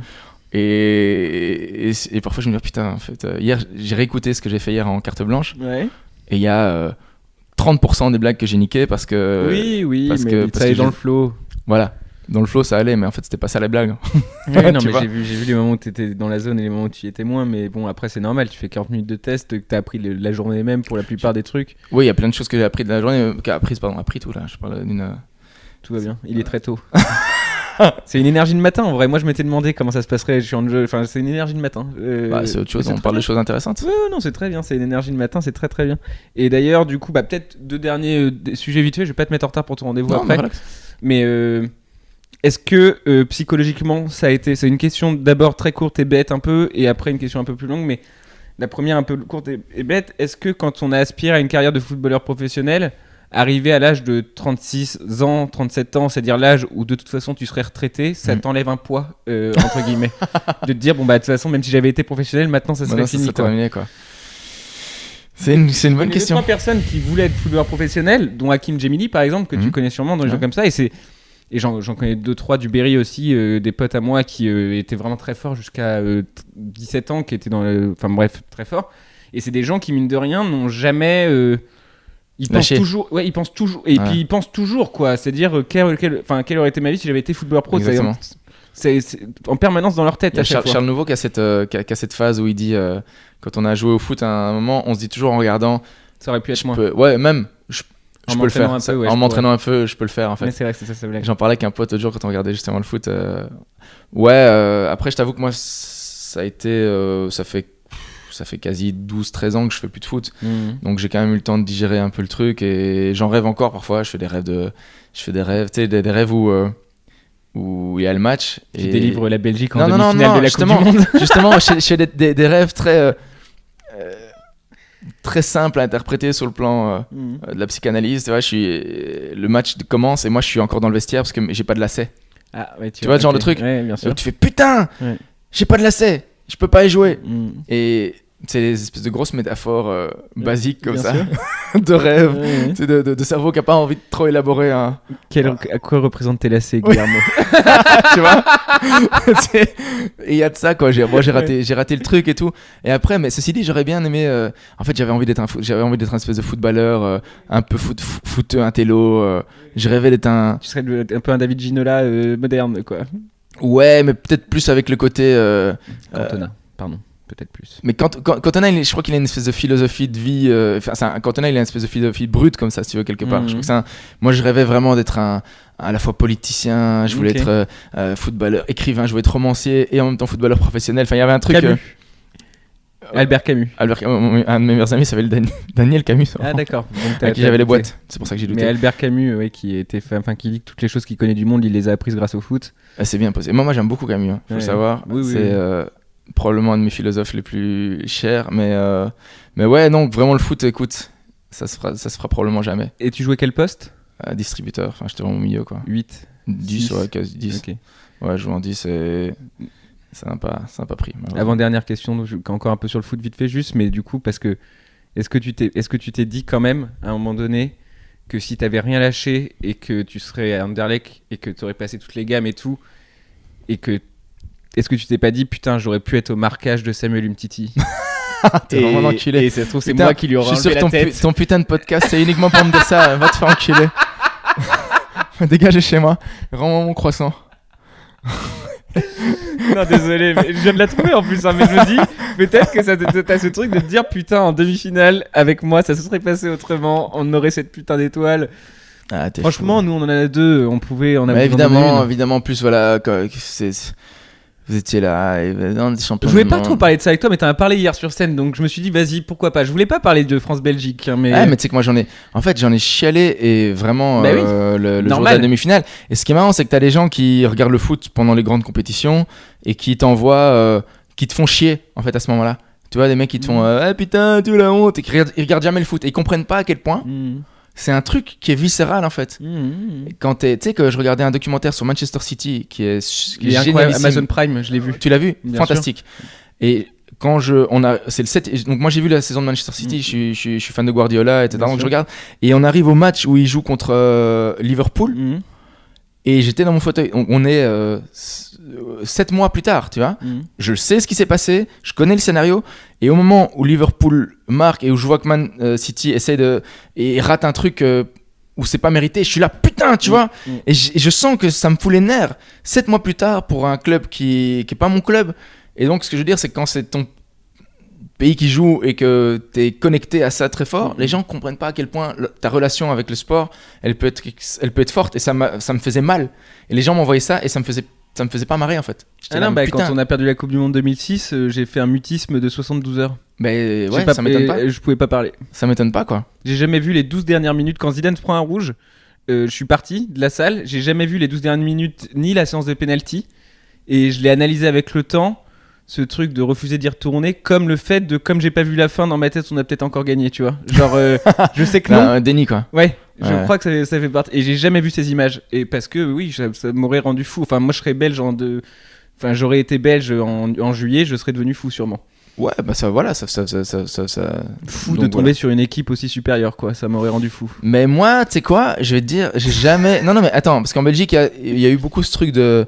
Enfin, je sais pas si on peut parler de ça, mais beaucoup ce truc de oui, la France, c'est négatif. Moi, je trouve que la France, contre la Belgique, tu joues le match 100 fois, la France gagne 50 fois, je pense que la Belgique gagne 50 fois. C'est sûrement ça. Et voilà, les circonstances, je trouve que la France a été supérieure d'un point de vue tactique. Allez, on arrête le podcast. Non, je l'ai. Mais c'est vrai. Mais j'ai pas de problème avec le fait que la France ait gagné contre la Belgique. Je trouve qu'en finale, par contre, c'est plus compliqué. Je trouve que la finale. Elle est moche, mais la Croatie est pas si forte non plus. Non, mais la première mi-temps, la France fait de la peine, quoi. Oui, c'est pas une belle première mi-temps, mais on finit à. Mais vous gagnez 2-1 en première mi-temps et c'est un miracle de l'univers, quoi, tu vois. Parce qu'à la fois, dans l'intensité, dans l'engagement, dans la technique, etc., pour moi, la Croatie est vraiment mais supérieure. On savait qu'on les boufferait en deuxième. Ils avaient fait 120 minutes les 3 derniers matchs, la Croatie. En fait, je crois vraiment qu'ils se sont dit de toute façon en deuxième mi-temps, non mais 3 c'est sûr à 100%. Mbappé il va une fois et demi plus vite que tout le monde. C'est un truc de fou. Mbappé fait vraiment et la peur. Croatie a joué 120 minutes en huitième, en quart et en demi. Ils pouvaient pas ne pas tenir contre la France qui met autant de pression physique. Mbappé c'est vraiment typiquement le symbole de l'injustice du monde. C'était un mec parce qu'en plus contre la Belgique, tu vois, il était un peu arrogant, tu vois, il prenait le ballon à la fin, gagnait du temps. Il faisait semblant qu'il comprenait pas ce qui arrivait. Des trucs où tu avais envie de le tuer. Et le mec, il est tellement fort derrière. T'as envie qu'on lui ferme sa gueule et puis en fait, il est trop fort. Par contre, en interview, là, il a un petit côté Kanye West qui m'inquiète énormément. Bah écoute, un petit côté je suis leader, je le sais, je mais non, machin, genre 19 ans quoi, j'ai peur. Non mais le problème, enfin l'arrogance, c'est quand ça va avec les performances, je crois qu'il est en campagne pour le Ballon d'Or aussi. Ah oui, clairement, mais après c'est le jour où il va continuer à être arrogant et qu'il assumera plus sur le terrain, mais alors là tous les haters de mon type, on attend, on est là. Kylian, dans 15 ans on sera là. Et on n'hésitera pas à te détruire.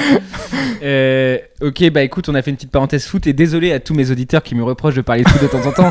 Et je vous emmerde un petit peu aussi parce que c'est gratuit et je fais ce que je veux. Mais quand même, voilà. Et du coup, dernière chose, et après on pourra vaquer à nos occupations et moi retourner en France surtout, mine de rien. Parce que je reste recherché en Belgique, donc voilà, genre c'est le moment de partir. Et je tiens à dire à tous les gens qui nous écoutent que tu as fait un super passage hier. C'était vraiment bien. Gentil, et tu es recherché aussi pour ça par des gens qui te demandaient ton Instagram. Je l'ai vu. C'est gentil. De mes yeux vus. Mais du coup, tu parlais aussi, et ça m'a vachement intéressé, tu parlais de transmission hier, et que ça t'intéressait pour ton prochain spectacle comme thème. Et que tu parlais, et c'est un sujet qui m'a fait beaucoup réfléchir moi, et du coup c'est pour ça que ça a cliqué et que je voulais t'en parler en dernier sujet, mais tu parlais de t'aimerais avoir un enfant tout seul. Ouais. C'est un truc que je me suis déjà dit aussi, que la société aujourd'hui, et puis moi aujourd'hui j'ai un dossier qui me permet pas d'avoir un enfant tout seul, j'ai pas la thune pour avoir un enfant tout seul, et je pense que la société... Mais c'est un truc qui m'a déjà questionné, c'est... pourquoi la transmission est aussi... Enfin, pourquoi tu voudrais limite en faire un sujet de ton deuxième spectacle, quoi? Je pense que ça va être la thématique de mon deuxième spectacle, ouais. Mais... Parce que moi j'arrive à un âge où logiquement je devrais avoir des gosses, j'en ai pas. Non, mais logiquement, je parle d'un point de vue. Les stand-uppers, c'est dans la quarantaine la moyenne d'âge, je crois, aux États-Unis. Pour avoir des gamins. Sandler, Letterman, machin, c'est tous Ah ouais 40-45 ans leur premier gosse. Ah, c'est possible. Je sais pas, peut-être que tu crois que c'est lié. Tu crois qu'il y a une connexion? Oui, parce que on est des gens qui faut beaucoup de certitude pour avoir un gosse, et on est des gens, je pense, je pense que malheureusement, quand t'es stand-upper ou quand tu performes entre guillemets artistiquement, tu peux pas avoir un enfant si t'es pas légitime artistique, enfin si t'as pas trouvé un peu ou alors que t'es abandonné, mais en tout cas que t'as des certitudes, quoi. Et Ok. tant que tu te cherches, c'est quand même une décision. Dans ce que j'ai écrit par rapport à ça, je pense que ça va être la thématique de mon prochain spectacle. Et justement, le fait que. C'est marrant que tu parles de ça parce que je trouvais qu'avoir un enfant, ça t'oblige à avoir des certitudes à transmettre à quelqu'un. C'est-à-dire qu'à un enfant, tu peux pas dire. T'es obligé de savoir. On parlait du lait là tout à l'heure, tu vois. À un moment, tu dois prendre une décision par rapport au lait. C'est vrai, c'est drôle. Tu dois prendre ta décision, quoi. Là, maintenant, je m'en fous de savoir si le lait, c'est bon ou c'est pas bon, finalement. Je m'en branle parce que je bois du lait quand j'ai envie d'en boire, peu importe. Mais t'as un gamin. T'as quelqu'un dont t'as la responsabilité, ou une petite gamine. Comment tu fais si t'as pas de certitude? Tu dois... La méthode syllabique ou la méthode... quand t'apprends à lire à un enfant, ou à écrire, etc., t'es obligé de trouver une méthode. Tu dois choisir la méthode. Aujourd'hui, je m'en branle cette méthode-là, honnêtement. C'est pas important pour moi. Mais quand t'as un enfant, toutes les choses deviennent importantes. Donc, t'es obligé. Moi, j'avais écrit un truc en disant avoir un enfant, c'est ça qui te rend compte parce que ça te donne l'obligation d'avoir des certitudes Ouais, c'est marrant. sur ce que tu vas transmettre. Parce que t'es obligé. Tu peux pas transmettre des doutes en disant à ton enfant, honnêtement, je sais pas, la drogue, franchement, je trouve qu'il y a des points positifs, il y a des points négatifs. Fais-toi ton avis. L'alcool, ouais, c'est pas cool. C'est pour ton foie, c'est pas l'idéal, très honnêtement. Après, ça serait le foie le premier argument. tu vois, pour ton foie, pour la carrosserie de ta voiture, peut-être pour les gens que tu vas écraser. Il y a plein de choses à prendre en considération. En même temps, ça va te faire vivre des choses qui vont être des expériences. Donc, si tu veux, tu peux pas. Je pense que tu es obligé à un moment de te faire des opinions sur des choses. Et c'est ça qui me rend aussi craintif, je pense, d'avoir des choses à transmettre quelque part. Et donc, c'est un truc à creuser, quoi. Et c'est forcément un truc à creuser, mais avec cette idée aussi que je pense, on parlait tout à l'heure de t'es moins marrant depuis que tu prends plus le bus. Je pense aussi que pour beaucoup de gens, et pour tout le monde d'ailleurs, mais pour nous en particulier, avoir un enfant, c'est un truc qui te raccroche à une réalité qui est complètement concrète et que... Enfin, t'as beau être riche, pauvre, de droite, de gauche, de machin, avoir un enfant, c'est les mêmes galères pour tout le monde, quoi. Ouais, et ça te ramène dans une forme de réalité. Moi, de toute façon, ouais, je pense que c'est très dur. Les gens qui font le choix de pas avoir d'enfants, c'est soit des gens qui n'ont pas fait vraiment le tour de la question, soit des gens très, très, très, très, très sages. Parce que je pense que même pour aborder ta mortalité quand t'es plus vieux, si t'as pas d'enfant, ça doit être très, très difficile, quoi. À fond. À mon avis. Moi, j'ai pas encore de religion faite par rapport à ça. Pas encore, tu dis ? Pas encore, non. Je pense qu'un jour, j'espère un jour savoir et avoir la certitude parce que je pense que tu dois être apaisé quand tu dis, moi, j'aurai pas d'enfant, fuck them, quoi. Et peu importe ce que la société va penser de moi, peu importe ce que mes amis, la société devrait penser de toi que t'es la personne la plus écolo au monde. Hein. Pas avoir d'enfant, c'est un geste citoyen. Je pense que ça va être le thème d'Alex Vizorek au prochain Montreux Comedy Festival. Il va parler de l'écologie et de la démographie. Et Malthus, hein, c'est la seule personne qui a jamais été contredite et qu'on a jamais retravaillé. Et il a dit, on va être de plus en plus nombreux, on est dans la merde et voilà, faites ce que vous voulez. Mais moi, j'ai dit ce que j'avais à dire, clairement. Voilà, c'est comme ça. Mais c'est la seule, l'étude de la démographie, c'est la seule étude qui a jamais été remise en question. Malthus, il a gagné son prix Nobel, il est parti, quoi. Tu peux rien faire. Oui, t'as raison, quoi. Ouais. T'as raison. Ouais. Et quand tu vois les chiffres du nombre de gens qu'on est entre 1800, même si proche que ça. C'est hallucinant. Et maintenant, ils étaient 500 000, je crois, à l'époque. Ouais. T'as eu la révolution industrielle, oui, voilà, c'est ça, c'est qu'il faut créer des consommateurs. Mais du coup, effectivement, ce truc c'est quasiment écolo de pas avoir d'enfants, mais c'est une vraie question parce qu'effectivement, quand t'arrives à la fin ou des trucs comme ça, après, moi, je pense qu'il faut chiller, c'est un grand mot, mais je dis, moi, j'essaie de conditionner vraiment mon cerveau pour que toutes ces questions-là de mortalité, de trucs, d'enfants, peut-être des enfants et tout, j'essaie de conditionner mon cerveau pour que dès que mes réflexions vont un peu trop loin, bam, ok, terminé, on arrête d'y penser. Ah ouais. Et j'y arrive assez bien, ouais. J'ai un peu dompté mon cerveau là-dessus. Dire que quand je m'endors et que je pense à la mort, à les choses comme ça et tout, j'arrive vraiment souvent à ok, allez, c'est pas grave, il y a demain peut-être, tu vois, genre tant mieux, good for you, parce que non, mais parce que sinon comment tu fais? Moi, j'arrive pas à comprendre les gens qui me disent qu'ils ont des angoisses à propos de ça. Si à partir du moment où t'as des angoisses à propos de la mortalité ou de questions comme ça, bah du coup tu peux pas dormir. Je vois pas comment tu peux t'endormir. Ouais. Je vois ce que tu veux dire. Tu vois, c'est trop. Si t'arrives pas à dire stop, c'est trop. Je suis très étonné par ça. Ouais, le problème, c'est les problèmes des questions. C'est que l'enchâssement des questions amène toujours à la même réponse qui est l'absurdité des choses, etc. Donc il faut toujours t'arrêter à un moment. Je crois qu'on en revient toujours à l'absurde à la fin. Je pense, ouais. Moi, je trouve ça impossible de le faire autrement. C'est impossible de faire autrement.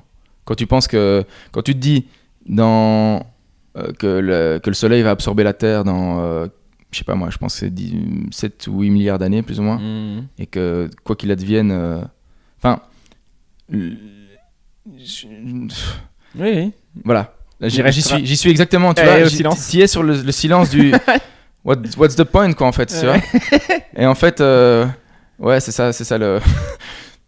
Et ça, ce sera peut-être ma conclusion, c'est qu'en fait, tant qu'à faire, autant rigoler. Ok, je pense qu'on peut vraiment s'arrêter là-dessus. On pourrait ne jamais s'arrêter, donc autant qu'on s'arrête là-dessus. T'es au Bataclan quand même 27, 28, 29 décembre. Ouais.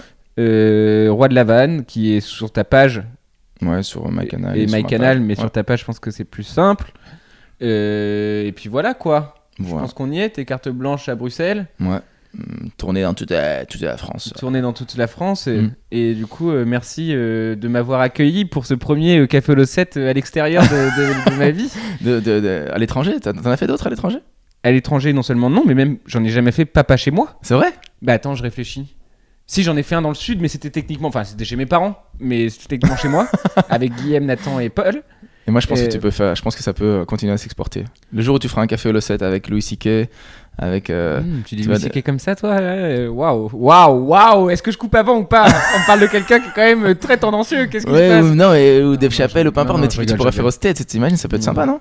Tu peux exporter ton truc. Maintenant que tu sais que tu peux le faire à l'étranger et que t'as survécu, après, c'est la Belgique, c'est pas vraiment l'étranger. Si, quand même. Non, mais attends, ça, je veux t'en parler juste, on va finir là-dessus. Déjà, si. Ok, c'était une fausse fin. On revient. Une fausse fin, mais parce que ici... Bruxelles, je voulais ouvrir comme ça et je sais pas ouvrir encore sur la ville là où je suis. J'avais envie d'ouvrir parce que déjà je suis arrivé dans le taxi incroyable. J'arrive dans le taxi qui me prépayait pour aller au Comedy Club et je vois qu'il met pas sa ceinture et ça fait bip bip bip bip tout le temps parce qu'il a pas sa ceinture. Et puis à un moment donné, tu vois, genre ça fait bip bip depuis un peu longtemps et je veux pas être passif agressif, mais tu vois, je lui dis ça vient d'où le bip bip ? Et là, déjà, il me fait une vanne en mode ça devrait faire boum dans 3 minutes. Bon, ça, déjà, c'est ok, mais merci, c'est cool, bonne blague, mais ok. Il me dit non, mais c'est parce que j'ai pas ma ceinture. Tu sais, j'ai envie de dire oui, je sais, c'était une question gentille pour pas vous dire que vous avez pas votre ceinture, mais. Et je dis vous avez le droit de pas mettre votre ceinture ? Et là, il me répond quand même oui, c'est une question de sécurité. Donc, apparemment, en Belgique, je ne savais pas, et je sais pas si vous le savez, les conducteurs de taxi en marche, quand ils ont un client derrière eux, ont le droit de ne pas avoir de ceinture. Ah non, ça j'ignore. Techniquement, ils ont le droit de ne pas l'avoir parce que risque d'étranglement du passager arrière qui étrangle avec la ceinture. Il dit on a eu beaucoup de cas de conducteurs qui se font étrangler avec la ceinture. T'es sûr qu'il t'a pas mitonné ? Mec, il me parlait hyper sérieusement. Et moi, je lui dis mais du coup, vous avez plus peur de vous faire étrangler par derrière que d'avoir un accident de la route ? Attendez, mais j'ai pris le train combien de temps ? Je me suis arrêté. Attends, je me suis endormi dans le train. Je suis arrivé en Russie.